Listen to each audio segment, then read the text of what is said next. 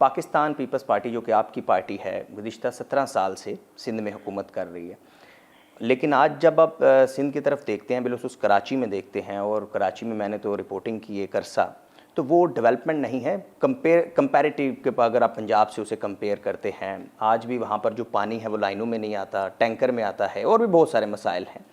اسی کو لے کر 28 امینڈمنٹ کی بھی بات گشت ہو رہی ہے، اسی لیے MQM بھی کہہ رہی ہے کہ کراچی کو جو ہے وہ آپ الگ کریں یا صوبہ بنائیں۔ تو آپ کیا سمجھ رہے ہیں کہ کیا یہ صرف پولیٹیکلی پیپلز پارٹی کے خلاف یا سندھ گورنمنٹ کے خلاف یہ ایک بیانیہ بنانے کی کوشش ہے، یا واقعی کراچی میں جو ہے یہ مسائل ہے اور اس مسائل کا کیا حل ہو سکتا ہے؟ کہ کراچی کے مسائل تو ہیں۔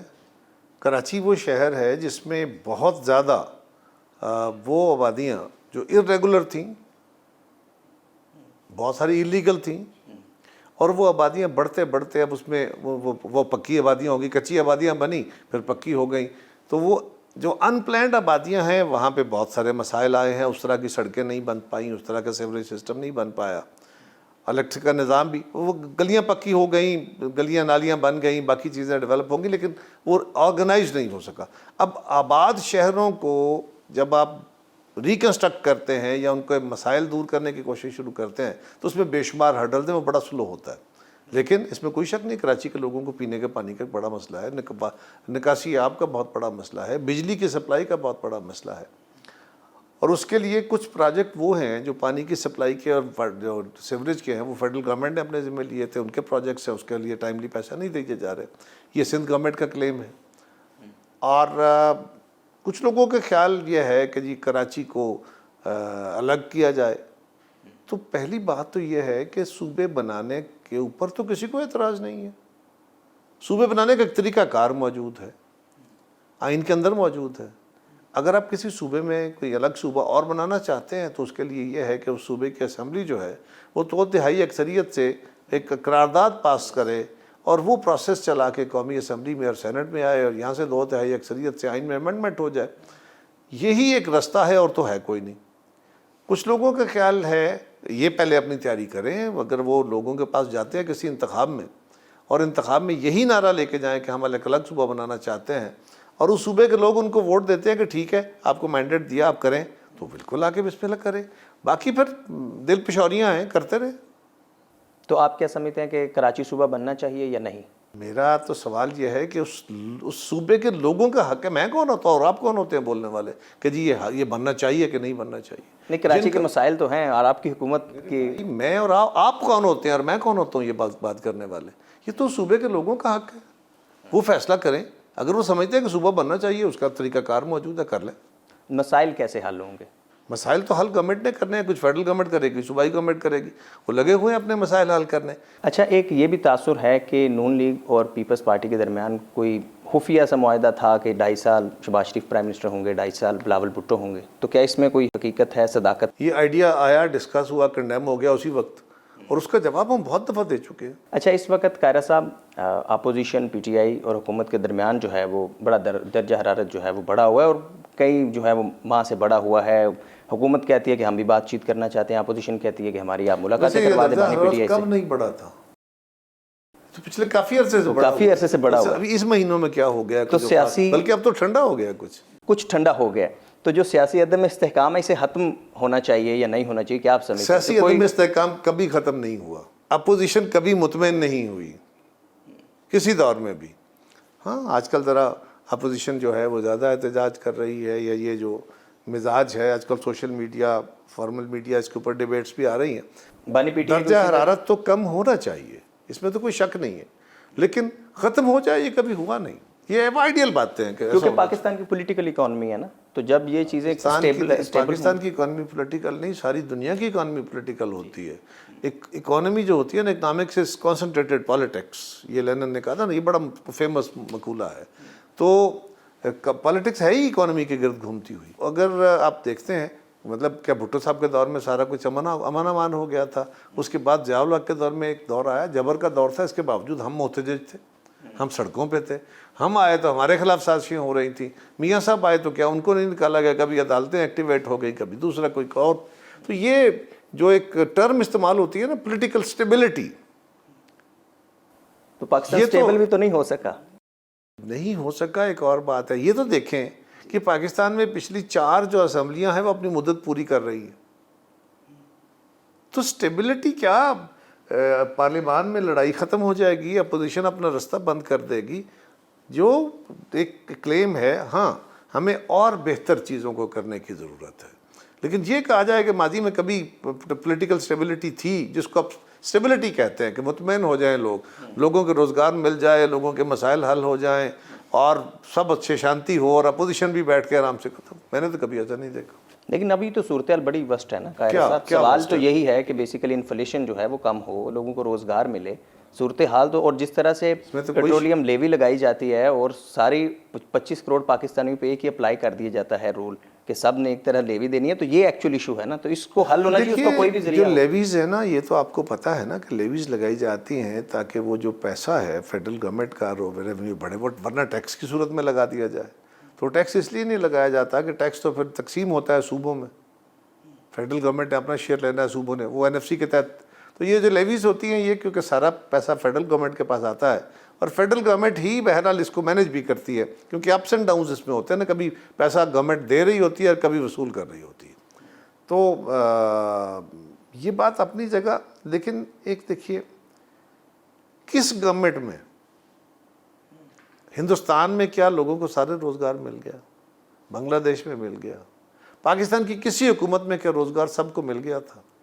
ہر دور میں ہماری تیزی سے بڑھتی ہوئی آبادی ہے، اتنے وسائل نہیں ہیں. کوئی گورنمنٹ، ہاں گورنمنٹ نے پرائیویٹ سیکٹر کو انکریج کرنا ہے، اس کے لیے راستے کھولنے ہیں تاکہ ہمارے ملک کے اندر انڈسٹریلائزیشن ہو، ایگریکلچر پروموشن ہو، اور اس سے ہمارے لوگ جو نئے میدان آئے ہیں اکانومی کے، جس طرح سروس سیکٹر آ گیا ہے یا IT آ گیا ہے، ان کے اندر تو گورنمنٹ اپنی استطاعت کے مطابق بھرپور کوششیں کر رہی ہے. لیکن ہمارا پرابلم یہ ہے کہ ہم جب کمپیریزن کرتے ہیں، موازنے کرتے ہیں، تو موازنہ ہم اپنا اور یورپ اور امریکہ کا کرتے ہیں. ہم کہاں سے چلے تھے، ہمارے کیا پرابلمز تھے، ہم وہ نہیں دیکھتے. ہم اپنے گرد و نواح کے ممالک کے مطابق اپنے آپ کو نہیں دیکھتے. اس میں بھی گرد و نواح کے ممالک میں بھی بہت بڑے مسائل ہیں. مثلا ہندوستان ہے یا بنگلہ دیش ہے، تو ان کو تو افغانستان جیسی کسی جنگ کا صورتحال سامنا نہیں کرنا پڑا. موجودہ حکومت ایک کوششیں کر رہی ہے. میں بھی خود مطمئن نہیں ہوں، میری جماعت بھی مطمئن نہیں ہے، اس لیے کہ اطمینان ہو نہیں سکتا. اطمینان تو تب ہوگا جب لوگوں کو سب کو روزگار مل جائے. لیکن دیکھنا یہ ہے کہ حکومت کی استطاعت کیا ہے. مطلب چیزیں سستی کر دینی چاہیے. ویری گڈ، بڑا اچھا آئیڈیا ہے. میں بھی نعرہ ماروں گا تو لوگ چاہیں گے بڑا اچھا ہے، آپ بھی نعرہ ماریں گے تو بڑا اچھا ہے، آپ کا پروگرام بھی چل جائے گا. لیکن آپ کو اور مجھے یہ دیکھنا ہوگا کہ اگر چیزیں سستی کرنی ہیں تو وہ کیسے ہو سکتی ہے. اس پہ ٹیکس کم کر دیں، یہی ہو سکتا ہے نا. جن چیزوں پہ ٹیکس ہے وہ کم کر دیں. اوکے، ٹیکس کم کر دیا تو گورنمنٹ کی آمدنی کم ہو جائے گی. آمدنی کم ہوگی تو گورنمنٹ کیسے چلے گی؟ گورنمنٹ نہیں چل پائے گی تو آپ قرضے لیں گے، قرضے لیں گے تو آپ کا اور برڈن آئے گا. تو یہ ایک وشیس سائیکل ہے. کسی حکومت کی یہ خواہش نہیں ہوتی کہ لوگوں کو تنگ کرے، وہ اشیاء مہنگی ہوں، لوگ جو ہیں وہ بیزار بیٹھے ہوں. ایسا کبھی کسی گورنمنٹ نے نہیں سوچا. ہاں، مہنگائی کا خاتمہ گورنمنٹ کے کنٹرول میں ہونا چاہیے، گورنمنٹ کو اس کو کنٹرول کرنا چاہیے. اس وقت جو وفاقی وزیر خزانہ ہے، کیا آپ ان کی کارکردگی سے مطمئن ہیں؟ کر لیں گے وہ؟ دیکھیے، میں ان کے بارے میں کچھ زیادہ جانتا نہیں ہوں. بینکر ہیں اور ان کی جنرل کارکردگی جو ہے وہ عمومی طور پہ بہتر گنی جاتی ہے. پاکستان کے وزیر خزانہ کے ہاتھ بہت آسان نہیں ہوتے، کیونکہ سارے فیصلے اس نے نہیں کرنے ہوتے، اور اس کی سپیس بڑی تھوڑی ہوتی ہے فائنانس کی بھی. جس طرح بجٹ ہے نا، بجٹ بڑا شور ہو رہا ہوتا ہے، لیکن بجٹ میں وزیر خزانہ یا حکومت کے پاس بڑا تھوڑا سپیس ہوتا ہے جس میں انہوں نے کام کرنا ہے. انہیں ٹیکس لگانے کے حد تک تو وہ کر سکتے ہیں، لوگوں کو ریلیف دینے کے حد تک یہ کام تو کرنا ہے. لیکن دوسرے ہاتھ بندے ہیں کہ اپنے ریونیو کم نہیں ہونے دینا، ریونیو بڑھانا ہے، ایکسپینڈیچر کنٹرول کرنا ہے. لیکن بجٹ کا بڑا حصہ کیا ہے؟ قرضے دینے ہیں، سود دینا ہے. تو اس میں وزیر خزانہ کیا کر لے گا؟ یا حکومت کا اور کوئی بڑا کو آپ عالمی ماہر لے آئیں گے تو وہ کیا کر لے گا؟ وہ پیسے تو دینے ہیں. اسی طرح ڈیفنس کا بجٹ ہے. اگر آپ اپنے ڈیفنس بجٹ کو کرٹیل کرتے ہیں تو ہندوستان آپ کے سر پہ بیٹھا ہے، آپ کیپیبلٹی آپ کی خراب ہوئی تو وہ آپ کے ساتھ کیا سلوک کرے گا آپ جانتے ہیں. اگر پاکستان نے ڈیفنس ایکسپینڈیچر کیا تھا تو وہ تیار تھا, اس کے پاس اس کی ایئر فورس, اس کی فوج, اس کے باقی سب لوگ, ایکوپمنٹ تھا. لڑنے کا جذبہ اپنی جگہ بہت اہمیت کا حامل ہے, لیکن وہ ایکوپمنٹ تھا, وہ ٹریننگ تھی, وہ تیاریاں تھیں, تو آپ نے ان کو ناکوں چنے چپوا دیے. اگر ایسا نہ ہوتا تو پھر کیا ہوتا؟ پھر آج دنیا میں وہ ناچ رہے ہوتے اور ہم خوار ہو رہے ہوتے. سو اس کے لیے اس کے اندر بھی بڑی تھوڑی سپیس ہے. پھر تنخواہیں ہیں, پینشن ہے. تنخواہوں میں تو اضافہ ہی کرنا ہے نا, کمی تو نہیں کر سکتا. تو تنخواہوں میں اضافہ کرنا ہے تو پیسے کہاں سے آنے, یہ بھی اس نے سوچنا ہے. سو اس کے پاس اسی طرح پینشنز ہے. تو جو سپیس ہے نا فیڈرل گورنمنٹ کے پاس, وہ زیادہ سے زیادہ یہ ہوتا ہے کہ آپ ٹیکس لگا کے کو آمدن آگے پیچھے کر سکتے ہیں, اور جو آپ کا پی ایس ڈی پی ہے وہ اپنے اس کی پرائرٹائزیشن کرنی ہوتی ہے. باقی تو بجٹ مجھے نہیں سمجھ آیا, یہ اسی طرح ہی ہے اکانومی کا سارا چل. اچھا, آپ سینئر پولیٹیشین قاریہ صاحب ایک عرصہ سے سیاست کر رہے ہیں, مختلف وزارتوں پر فائز رہے. اس وقت جو پاکستان کی پوزیشن ہے, پاکستان نے جس طرح سے ایران امریکہ وار میں پیس ٹاکس کروائیں, اور سفارتی لحاظ سے نو ڈاؤٹ پاکستان اس وقت جو ہے ایک بلند مقام پہ کھڑا ہے. بڑے ون ون ہمارے ریلیشنز ہیں امریکہ کے ساتھ, ایران کے ساتھ, خطے میں. تو آپ کیا بڑے مواقع پاکستان کے لیے دیکھ رہے ہیں؟ بڑی اپرچونیٹیز کیا ہو سکتی ہیں جو ڈورز اوپن ہو سکتے ہیں پاکستان کے لیے؟ ایک تو یہ ہے جی کہ میں پاکستان کے سارے عمل کو اپرچونیٹیز کے رنگ میں نہیں دیکھتا. پاکستان نے یہ سارا کچھ اپنے اپرچونیٹیز کے لیے نہیں کیا. سب سے پہلا فائدہ تو یہ ہے کہ آپ کا امیج ٹھیک ہوا, دنیا میں جو آپ کے بارے میں تاثر تھا وہ دور ہوگا. سرکمسٹانشلی اس کے فوائد ملیں گے آپ کو. جب دنیا میں آپ کی ریجن میں سٹیبلٹی ہوگی, ایران کے ساتھ آپ کے تعلقات بہتر ہوں گے, آپ ان سے پیٹرولیم پروڈکٹس لے سکتے ہیں, گیس لے سکتے ہیں, وہاں ڈیولپمنٹ ہوگی, آپ بے شمار چیزیں ان کو ایکسپورٹ کر سکتے ہیں. ریجن میں اگر سٹیبلٹی آئے گی, لارجر کوآپریشن ہوگا, تو یقیناً پاکستان کو فائدہ ہوگا. اس میں کوئی دوسری رائے نہیں. پاکستان کا امیج دنیا میں بہتر ہوا تو پاکستان جب عالمی اداروں کے پاس جائے گا, دنیا کے ممالک کے پاس جا کے اپنی ٹریڈ کے بارے میں یا چیزوں کے بارے میں ڈائلاگ کرے گا, تو اس میں پاکستان کے لیے ایک سافٹ امیج کے طور پہ بہتری ہوگی. لیکن یہ اس کو گننا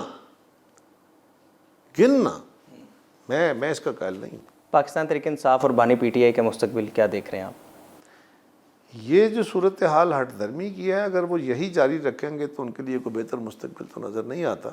کیونکہ کوئی اکیلا, کوئی جماعت اس ملک کے اندر کبھی بھی اپنے طور پہ سٹرگل کر کے اس طرح کامیاب نہیں ہوئی. پیپلز پارٹی کی ایک بڑی سٹرگل ہے, لیکن شہید ذوالفقار علی بھٹو بھی شہید ہو گئے تھے. چیزیں تبدیل ہم اس طرح نہیں کر پائے تھے. یہ بات سمجھنے کی ضرورت ہے کہ تصادم کبھی بہتری نہیں لاتا. ہمیں حالات کے مطابق سیاسی جماعتوں کو بیٹھ کے مستقبل کا لائحہ عمل تیار کرنا ہے, اس پہ چلنا ہے. اپوزیشن اور حکومت کو الگ الگ اپنی ڈیوٹیاں ادا کرنی ہے.